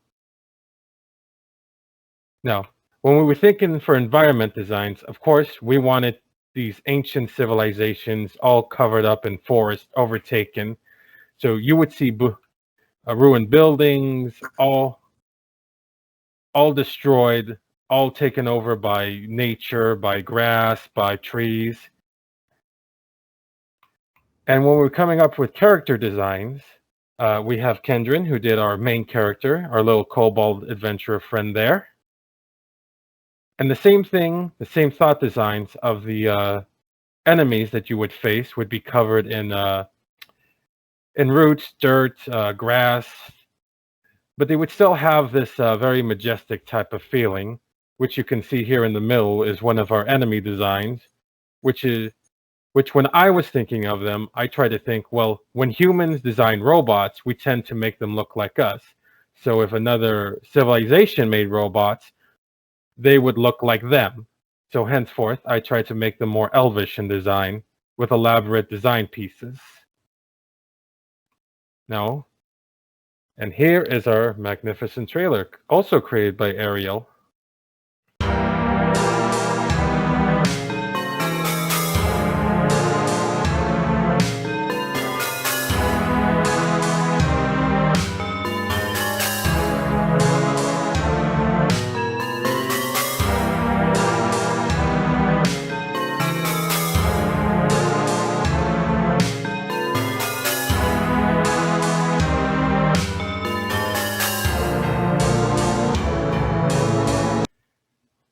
So that was our trailer, once again made by Ariel.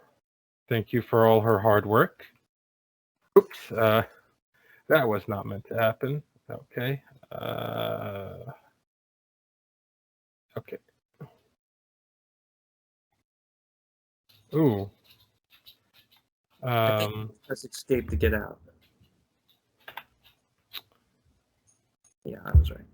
Okay. All right. So, some of the main problems we've had, like the rest of the groups that have come before us, has been communication issues. That should be expected because remote learning has been a difficult process for all schools. Well, we did it at the beginning. We did like communicate, did scrum meetings, but we kind of slacked off a little bit throughout we were like midway through when we started communicating less, I think. So it's not like it was the whole time we did like there was bad communication. Yes, it was towards around the middle it happened, and then I know I addressed, I'm like, hey, I'm kind of lost on where everyone's at. Why don't we try to figure this out? Since we kind of seem to have lost track of what we were supposed to do.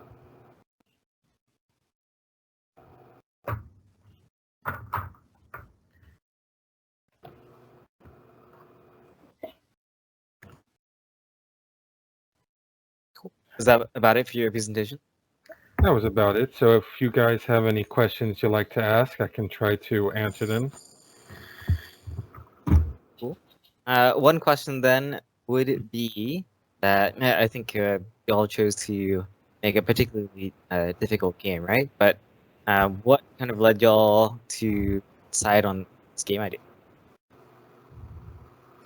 I know one thing that kind of like led us to do this kind of like idea was that it's like Hollow Knight, like in the beginning of this Hollow Knight and Ori, like with that the new game just coming out, it was like a big inspiration. We wanted something that would kind of like stand out a little bit compared to everything else.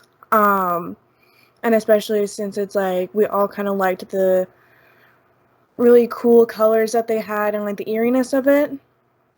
So that was one of our reasons for going along with the type of game that we've had. And I feel like in a way it was kind of like a little bit of a redemption from Minor when we did the 3D side scroller. So I also think it kind of has to do with that redemption, but also I think it was because it was a simple I think it was because it was a bit easier. Like it's just a simple platforming game, and made this type of game before, like with minor production, and thought we'd go over it so we're not over scoping.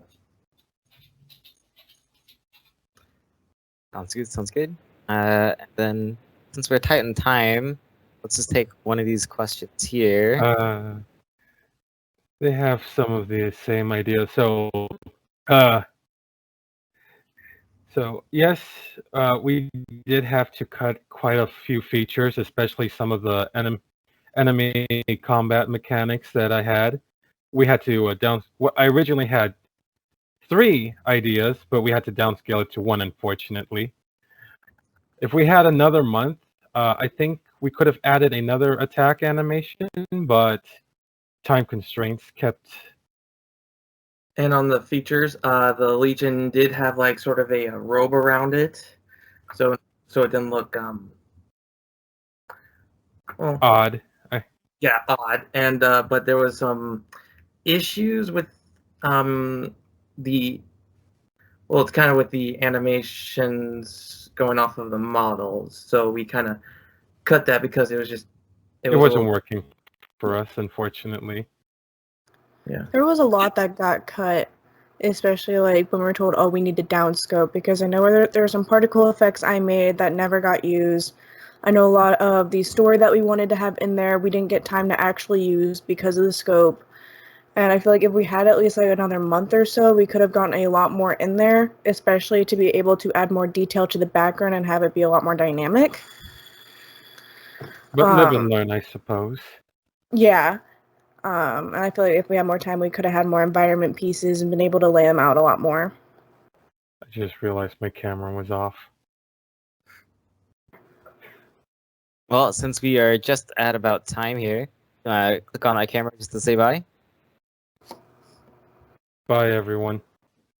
All right, peace out. Thank you again, Ancient Yeti, for presenting What Remains. Let's go ahead and give a quick look at their showcase page here. Go ahead and flip us over. And if you take a look, you can find that they are What Remains. Check out their trailer in full quality on their project page as well. Plus, the team for Team Yeti is all available on the left as well. So check that one out. And then for reference, the project that they were referring to for mining production was a Cataclysmic Jeopardy. Had some challenges with getting the very fun and wacky experience down to a T with even less time as well. So quite the challenge there. But yes, so we're going to be flipping over to the last project of the afternoon here, CurseBound. So if they want to chime on in, that'll be the final project of the hour. And hello. Hello. Hello. Hello. All right, what have you all got for us?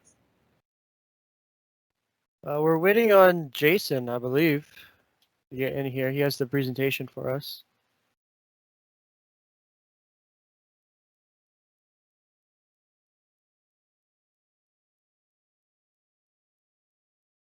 In the meantime, now's a great time for everyone to stay hydrated. I'm not sure about you, but I'm drinking this is my 3rd cup of water now during this entire presentation.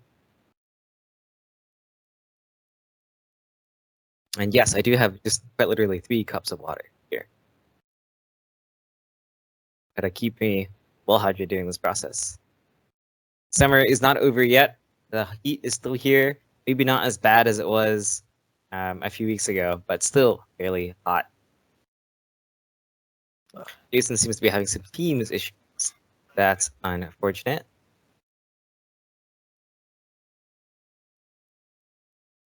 Well, I guess I will show off the presentation. Give me 1 second to get ready here. For those of us unaware in the chat, yes, Morgan is indeed aware that his camera is a little out of focus.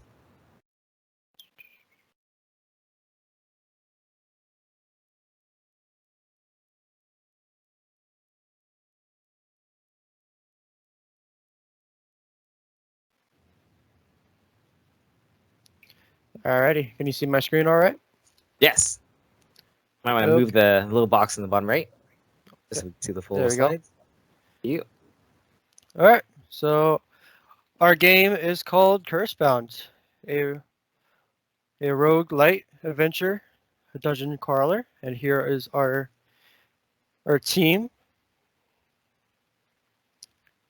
And so the high concept is CurseBound is a roguelite hack and slash dungeon crawler where the player explores the ever further into a procedurally generated dungeon.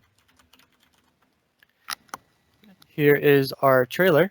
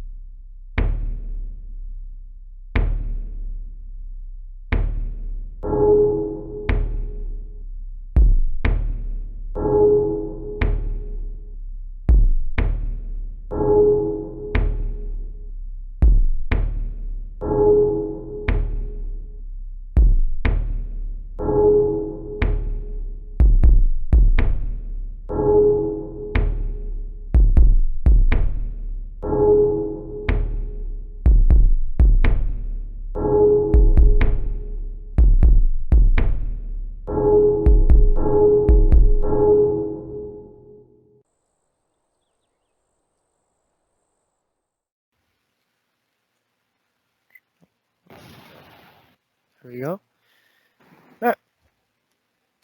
And then So, we have. Go ahead. I guess I'll take it over from here. So for the highlights of our game, there was quite a lot that we had to develop to make this a roguelite dungeon, randomly dungeon generated game type of thing work. And so just to help us out, these are some of the things and highlights that we are going to have throughout the presentation. We had the early Mixmo assets that we used, the dungeon generation and all the stuff that came with that, the key guardians that really like kind of put the combat all together, our style polish, the wide variety of assets that we used, all the animations that we created for the game. So next. So here's just a slight little example of our early Mixmo implementation. This really helps. We can skip to like 20 seconds in the video as well. Yeah, this really helps because in our early stages, we needed some kind of character to move around in our world so that so that Jesse could create our player character movement while Morgan was working on a rig so that Thomas could get our animation started as soon into the game as possible. And so I think we got our animation started like week 2 or 3 so that we could get, I think Thomas goes over this, but over 70 or some animations into the game. So we can move on to the next slide. And this is going to go to Joe to talk about the dungeon generation. Hello, I'm Joseph. Here I'm talking about our dungeon generation. So this is actually made by me. It's procedurally generated and tile-based, so it's a bit more augmentable. So it includes randomized room layouts, randomized enemy spawns, whether that's actually where they spawn in the room or the types that spawn in.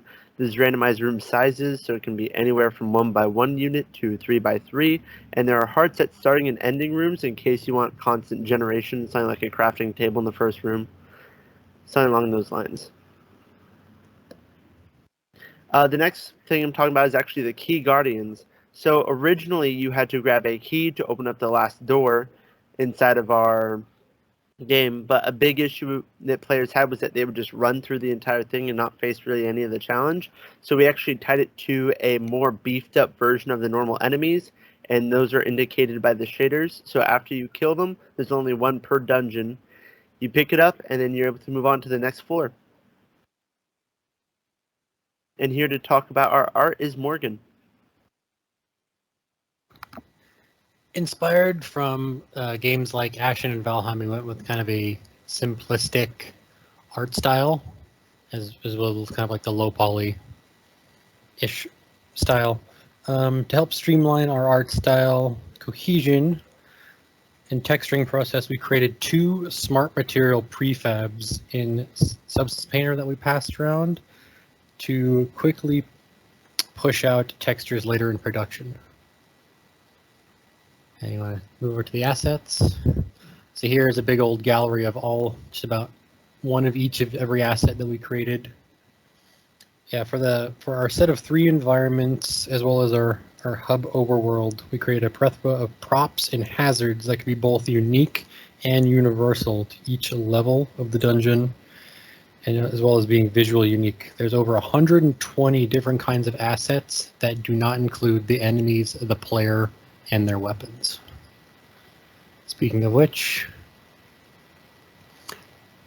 here we have our 5 kind of player outfits. 3 of them are actually for the player, and the other 2 are for the NPCs. We have the starting armor that is in the back center, which is the player's kind of standard first life outfit, as well as the light, which is in the front left, and the heavy armor, which is in the front right, and then the NPCs, the blacksmith on the far right, and the old man on the left.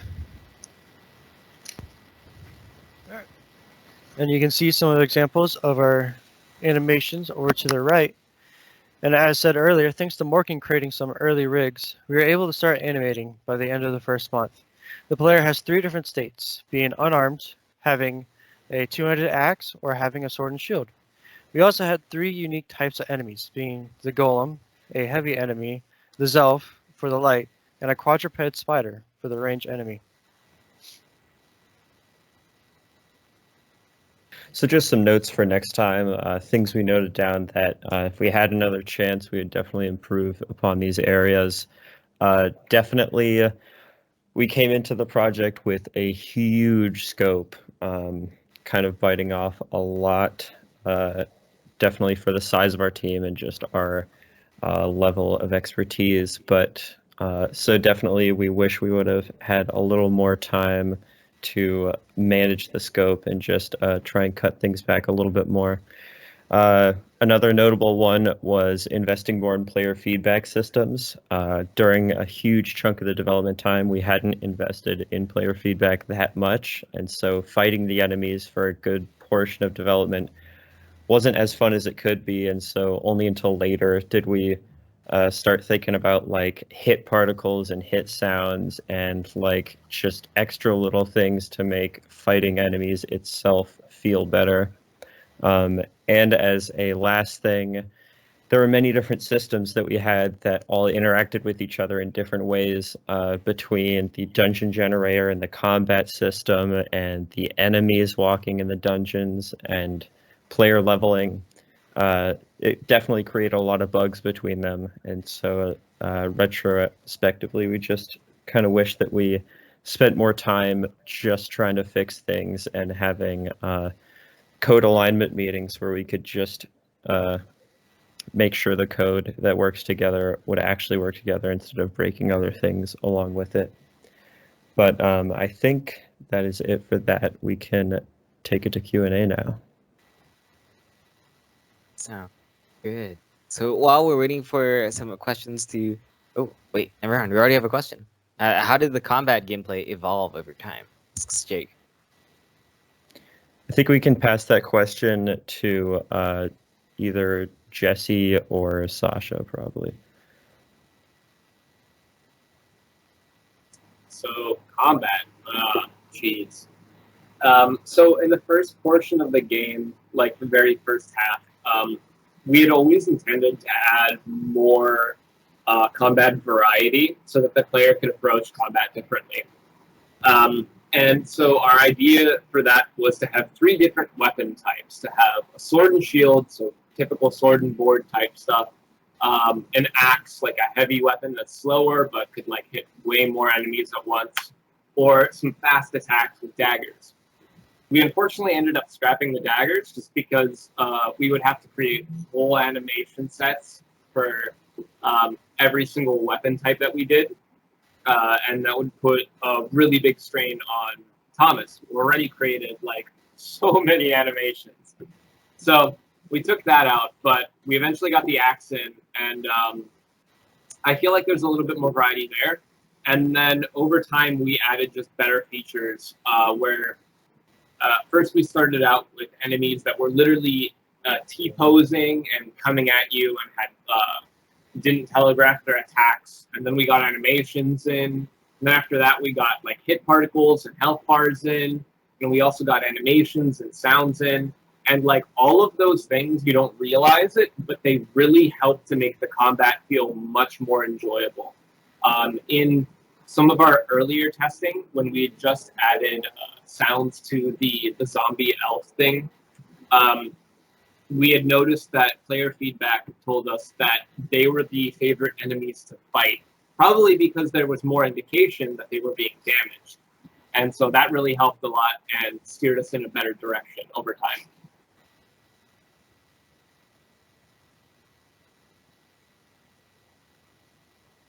Sounds good. Sounds good. Let's take one more then. Devin asks, what were the largest struggles with the AI? And what were the solutions? Cool. I'm going to go ahead and take the question. Yeah, so the largest struggles with the AI was probably getting them all to stop in front of the player correctly. Because for the longest time, I wasn't able to make them rotate fast enough. And because we're using Unity's nav mesh, it was a big issue for the longest time. So that's when I had global values for each of the enemies for how far they were away from the player.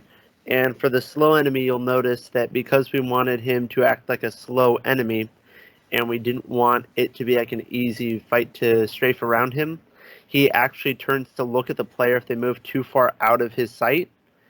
That way he can resume chasing. And if you stay too close to him and you try to make him circle over and over, he'll actually slam the ground to get you off of him.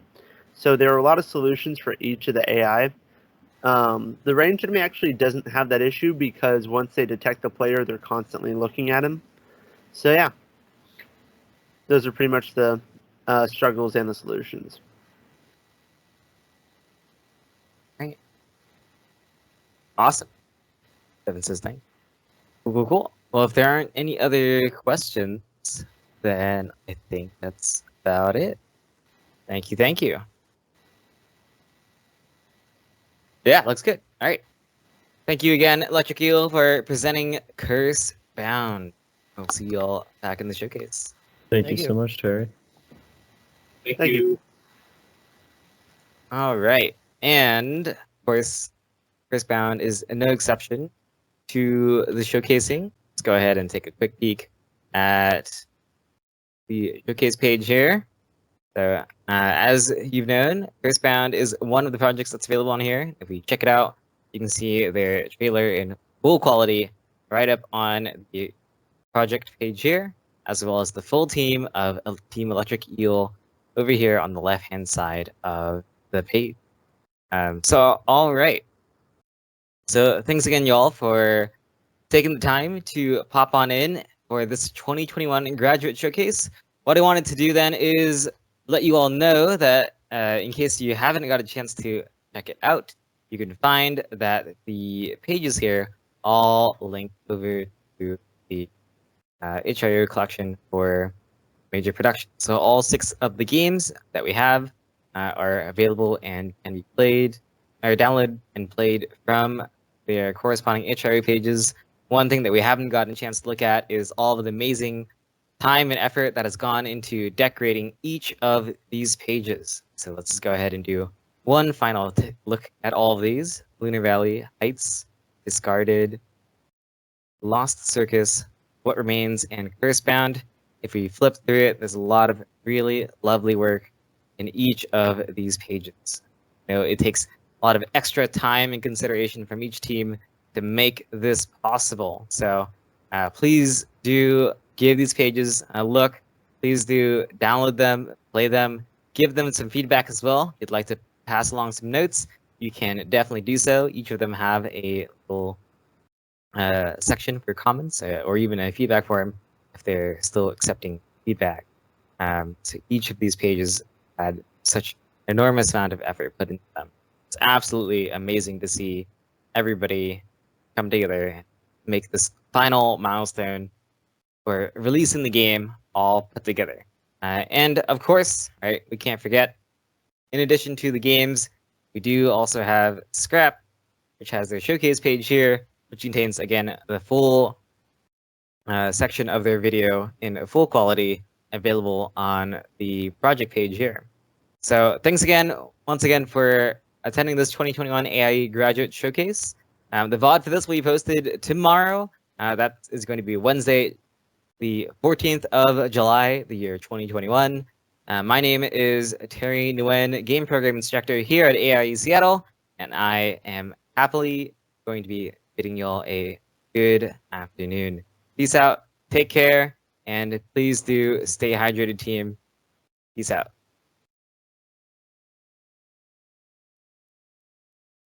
Students, you should take